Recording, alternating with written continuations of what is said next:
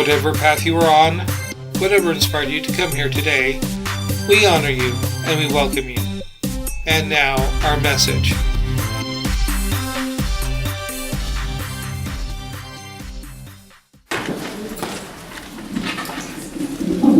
As the teachers and children go back to class, may we settle in for a moment. We take this moment and do an invocation and evocation, just to call up within us that inner oneness, that place where you feel most connected to spiritual oneness, where you are one, where you are whole, where you are complete, where you are loving, where you are kind. So take a deep breath and just know that the universal oneness expresses through you that all that is in order, that all that is peaceful, all that is loving and kind expresses through you. You are the individualized outlet of that spiritual source, that oneness. So take a moment and realize your source, your connection, your unity, your beingness with that oneness. It is you expressing. And in loving kindness we say, and so it is. Thank you. And I invite Reverend Allie to come up. She's speaking about your invisible power. Good morning, everyone. Good morning. What an amazing, bright summer day. We just got back from camping with the youth program. We had a really great time. So for all of those that came out camping, thank you. I know it was a lot of work and it was a lot of fun. Sometimes the two go hand in hand, so thank you. Thank you. I'm Reverend Allie Benjamin, and I'm the director here at the Satya Center. And I am so excited to be at the beginning of the month of August. Our theme for this month is oneness. Oneness. And there's so many things, as I was researching my talk, there's so many things to talk about. Is this echoey? Does that sound really echoey? Yeah, I don't know if we can do anything about that. So there's so many. I looked through the Science of Mind textbook, which is a book that one of the books that we teach from here, and the number of times the author, Dr. Ernest Holmes, uses the word one in bold or oneness is throughout the whole book. So it was tough to choose a particular passage or a chapter because every chapter in it speaks to our unity, to our oneness. So before I start my talk, I wanted to announce something that I'm really, really excited about. We're going to have a oneness art show. A oneness art show. So I have these applications. I put them on the information table for those of you that are interested. If you know of any artists, if you are an artist, and you'd like to come and be a part of this amazing art show that's going to happen on September the 18th, I think. All the information's on here. Then check out this application. It explains everything. We're going to have a wonderful open house art show, an artist reception, and the theme of the whole show, everybody's going to be invited to paint a picture, paint a painting, or do a sculpture that represents oneness.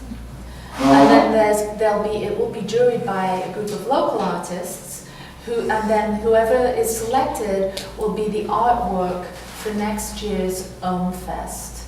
So it's going to be a great opportunity for the artists of Ogden to get together to paint oneness and to cultivate the consciousness of oneness within our community and within the arts community. So I'll just leave that, and they're at the back of the room.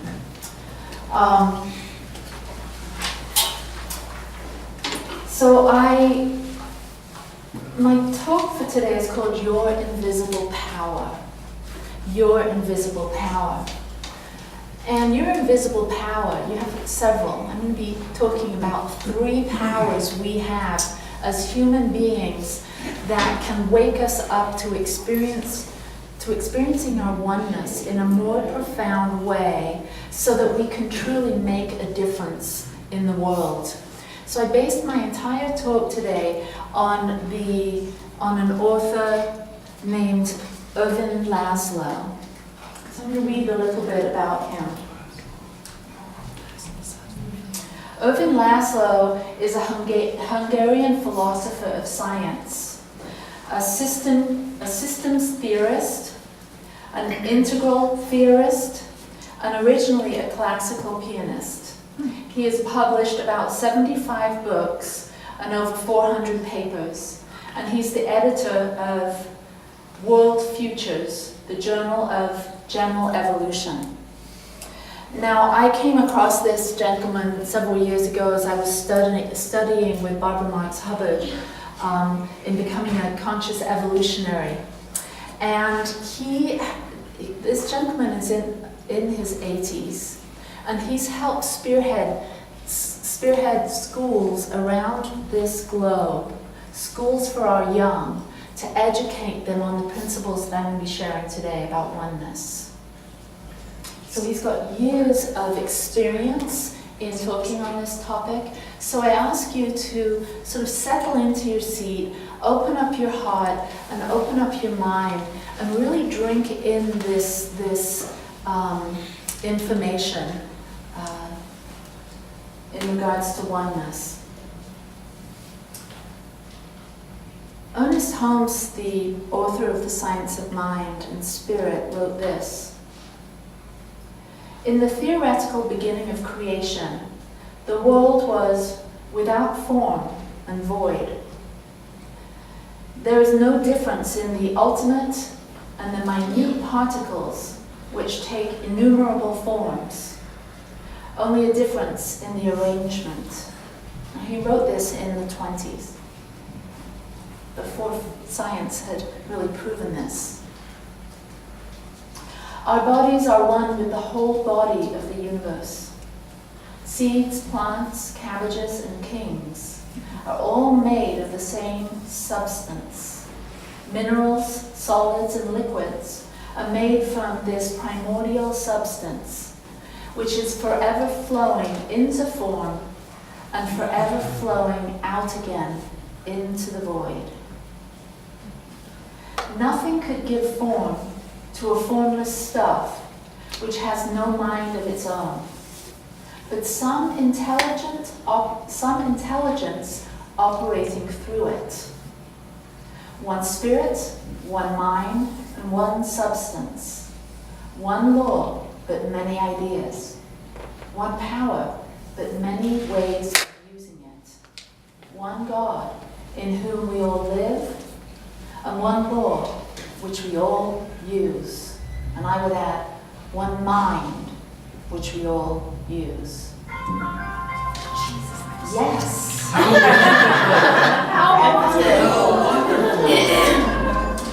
One, says Dr. Ernest Holmes. No greater unity could be conceived than that which is already given. There's one thing happening. There's one life, one intelligence, one body, and a law that infiltrates everything and upholds everything we know in the physical universe. One, he said. Everyone's agreeing. I take that as the universe saying, Yes. yes. So, Ernest Laszlo, that was mixing up there. Ervin Laszlo wrote an article which I found online called The Recovery of Our Oneness, 2 Paths to a Flourishing World. Would you like to hear more about that? Yes. Thank you. He says, and I also listened to his TED Talk. if there's those of you in this room that haven't discovered TED Talks, I encourage them. TED Talks are amazing. They're sort of leading edge teachers in the areas of arts, technology, spirituality, and science. And they give 20-minute talks on their particular subject. And I found his TED Talk on oneness, and I invite you to check that out.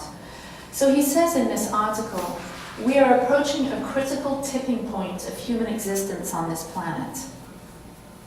You agree?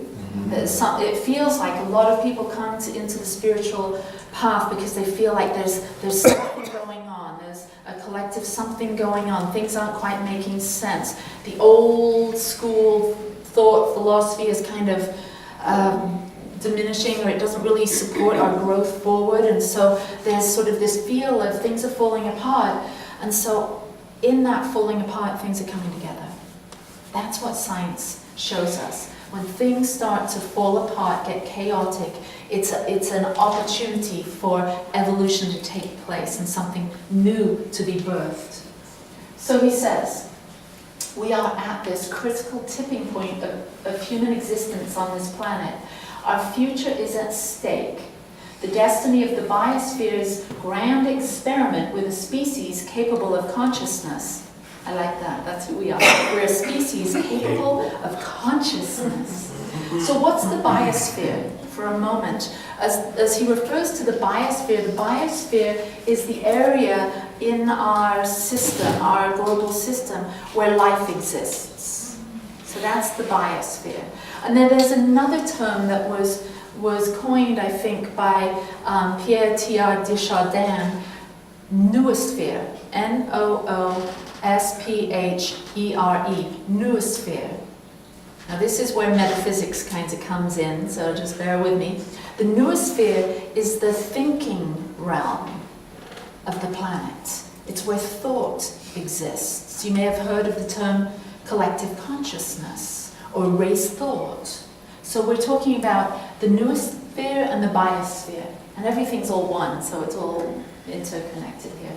But with human words, I try and crudely explain this untangible, ineffable something that I'm even talking about. I don't want to go too off into the ethers here. So we are approaching this tipping point. Our future's at stake. The destiny of the biosphere's grand experiment with a species capable of consciousness is at stake. Such a species not only experiences the world, it also experiences itself in the world. And it can make a fateful mistake. It can conceive of itself as separate from the world. I think that's where we are. We're waking up to the realization that we're not separate.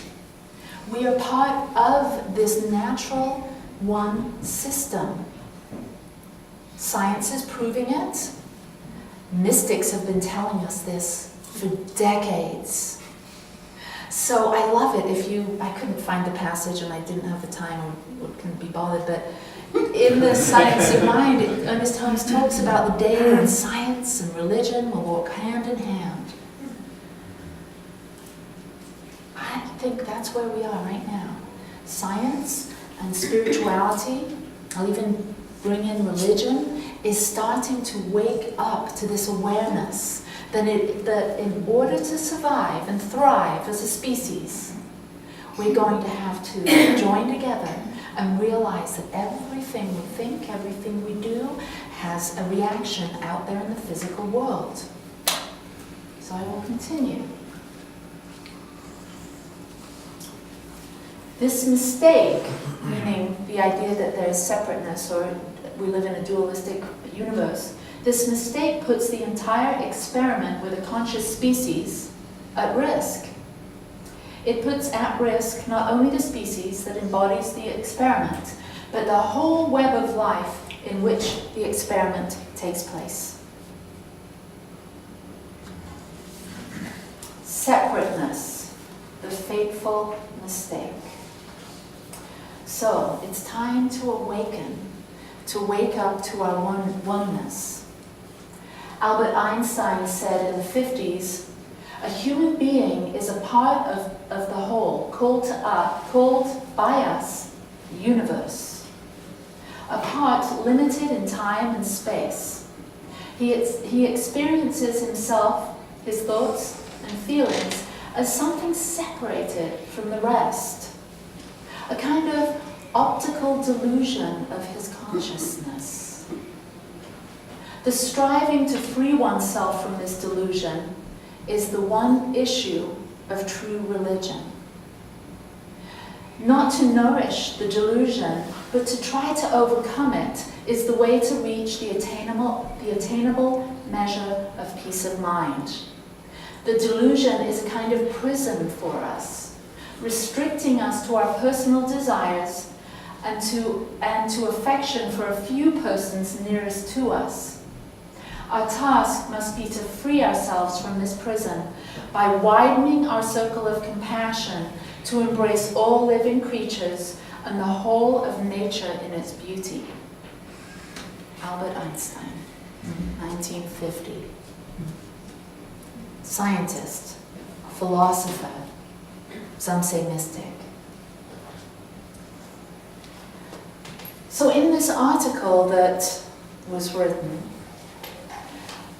it said that there's two paths to recovering, to healing and recovering our oneness.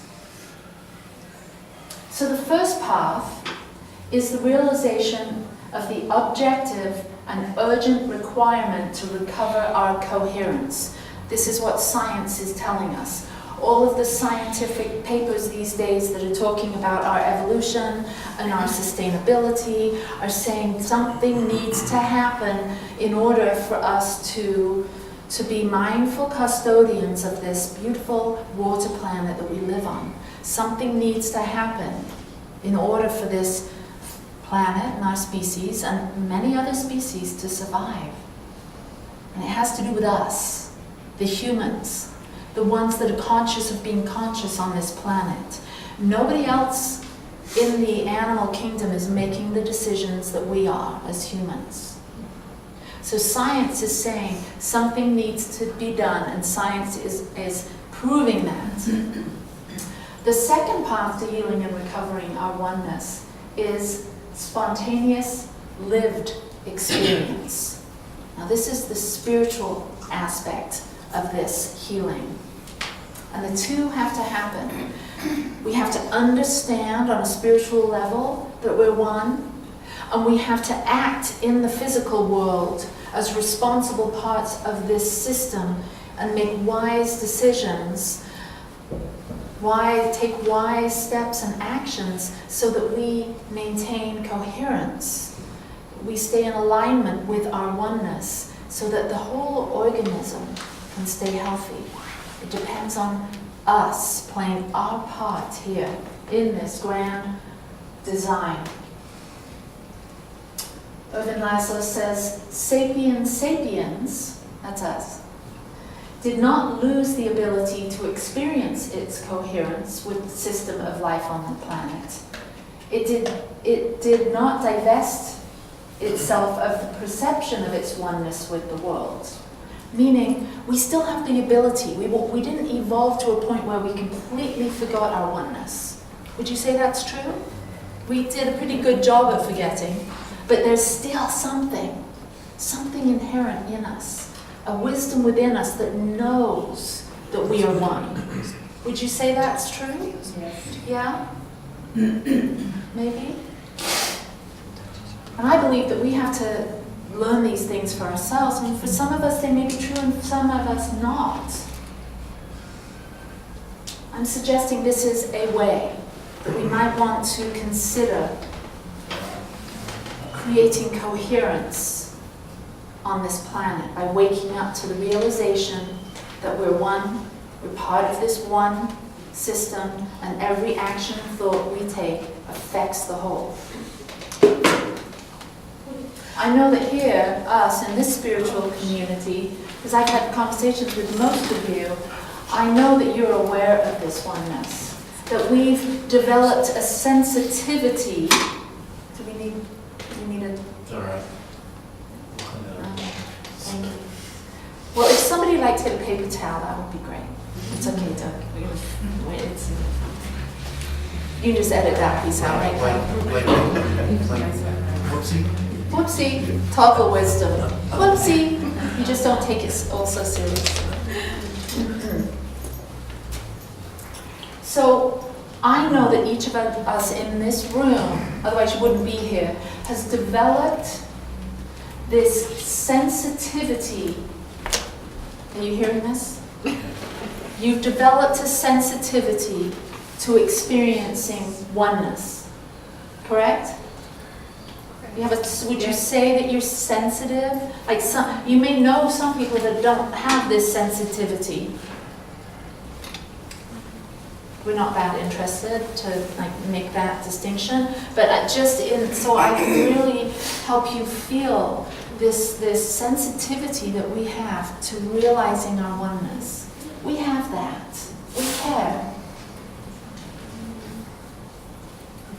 The spontaneous lived experience is the feeling that you are part of the larger whole, that you belong to nature and the cosmos as one intrinsic organic element.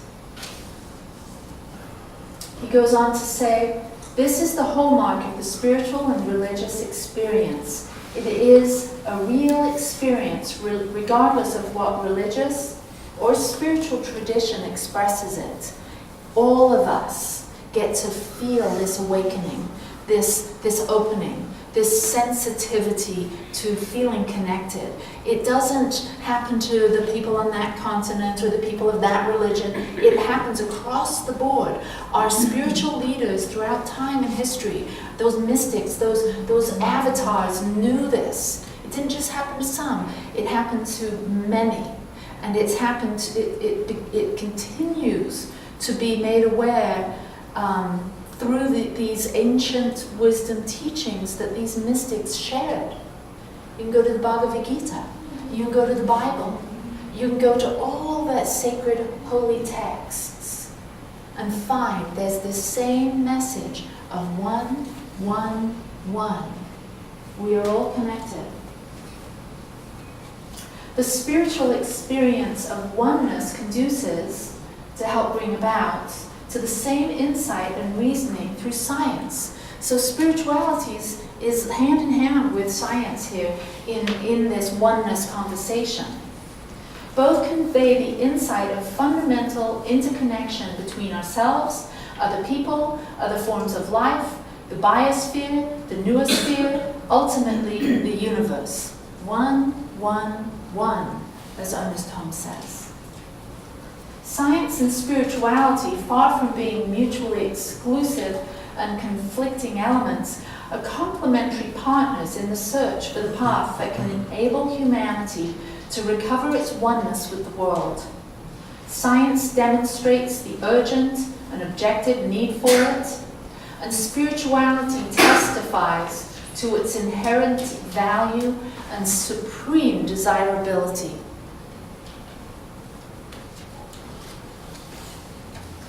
We can reason to our oneness in the world, and we can experience our oneness with the world. We can use our mind to reason it, to study, to read what's going on around the globe, with the weather systems, with all of the things that we're doing with our crops. We can understand, science is telling us a lot about why this is important to us for the ongoing of our species. And then our spiritual journey says, yes, we feel this as we meditate. We feel this as we come together in spiritual community. We want this. This is desirable. We want to work together.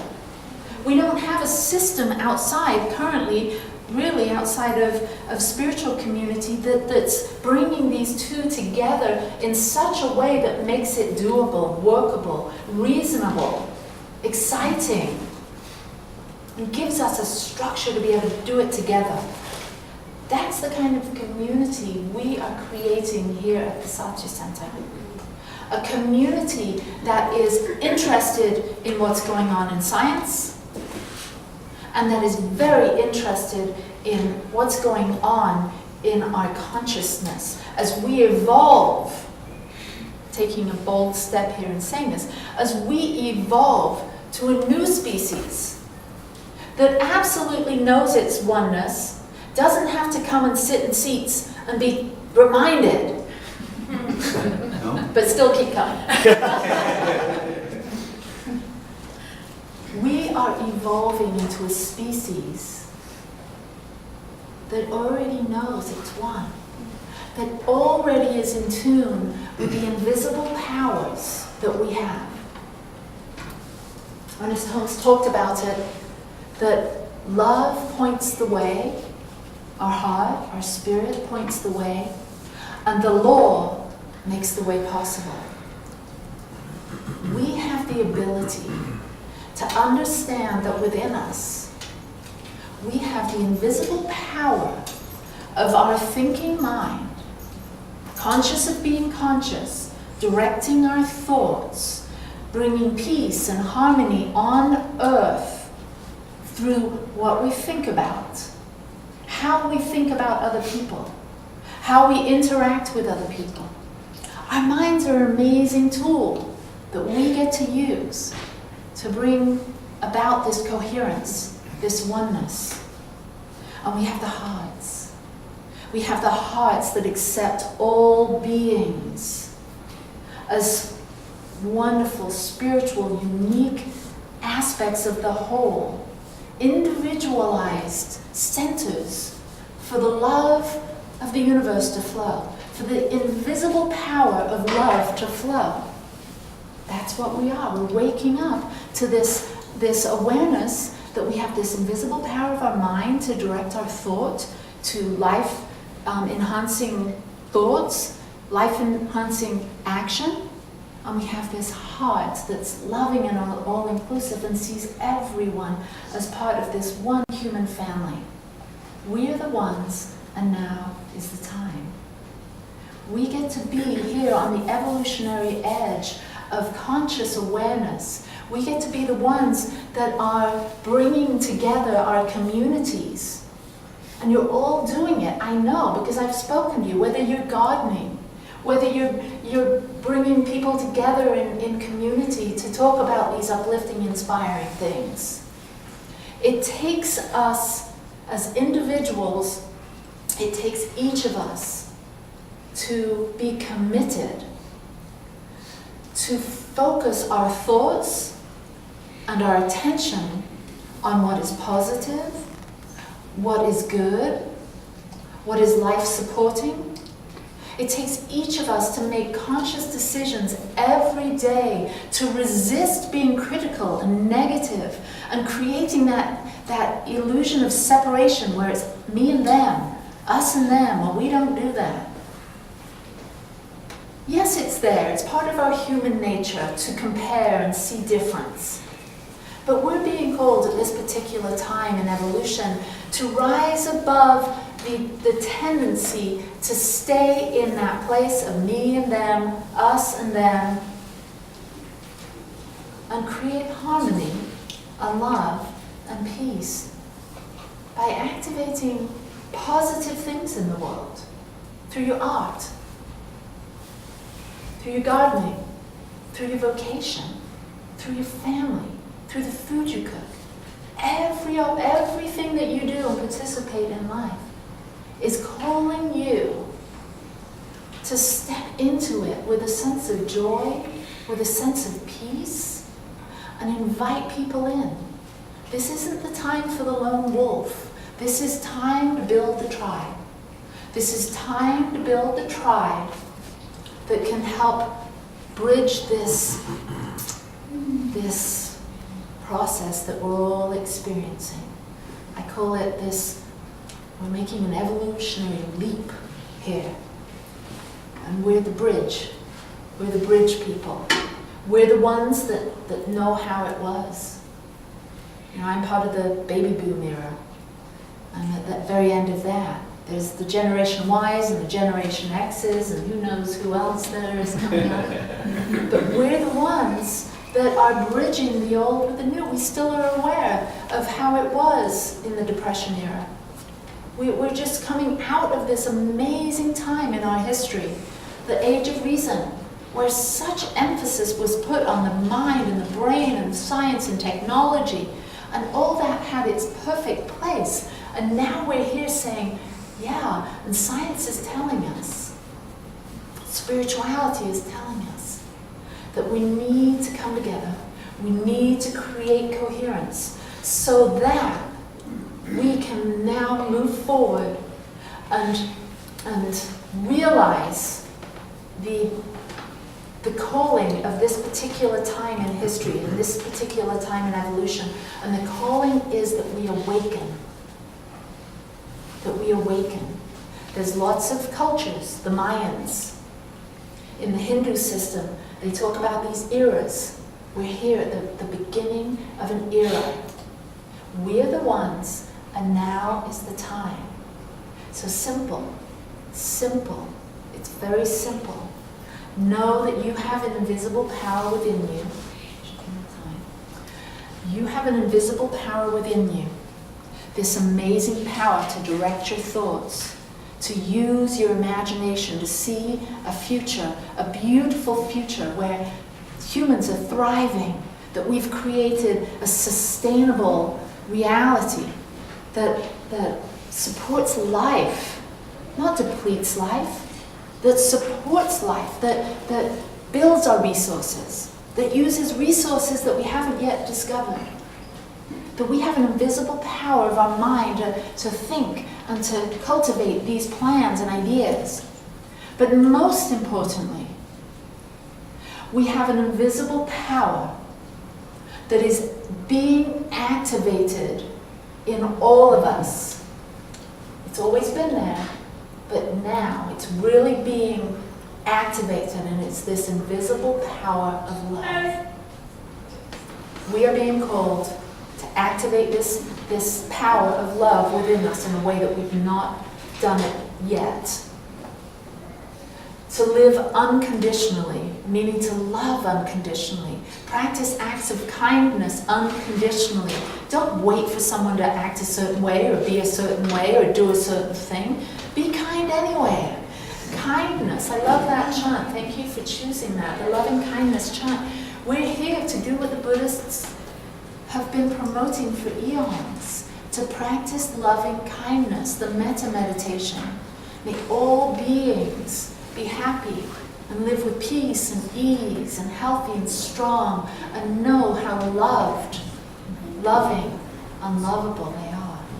Now is the time, and we are the ones. Thank you.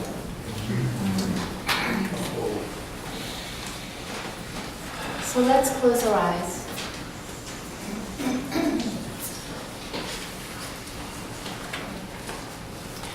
And let us go within where we recognize that oneness. Maybe there's a feeling at the very center of your heart, the center of your chest, where you feel your heart, your spiritual heart to be. Maybe you recognize that there's a spark there, a spark of spirit that indwells all sentient beings. We all have this spiritual essence. One spirit, one life, one body, one mind. We are all part of this one, each of us in this room. So in unity, I speak these words, impressing my invisible power of thought into the substance of mind, of law. I impress this word knowing for each of us in this room that we are activated into practicing coherence this week, this month, for the rest of our days.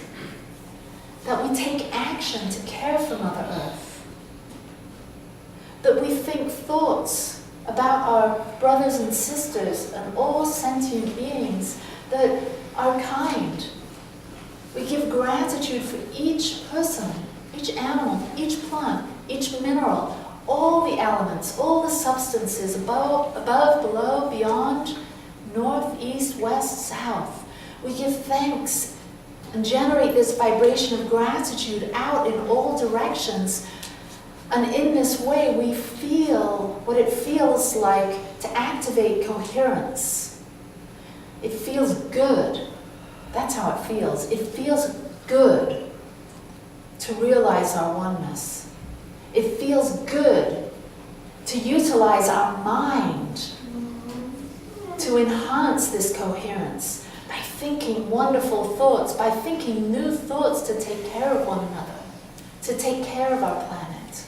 So let us know that each of us are guided, directed, supported, and supplied all of the days of our lives, knowing that we are worthy to tap into and draw in and draw up and draw from this infinite realm of potentialities and possibilities, that everything is on our side, that everything is supporting us, that everything is available to us to make our path clear, to support us in living a happy, healthy, prosperous, abundant, creative, joyous, passionate, fun, deep, meaningful life. It's for all of us. Why? Because all of us are part of this one evolutionary something that's happening, this one life that we are responsible to express through us. That's why we're worthy, because we're here, period. And so it is.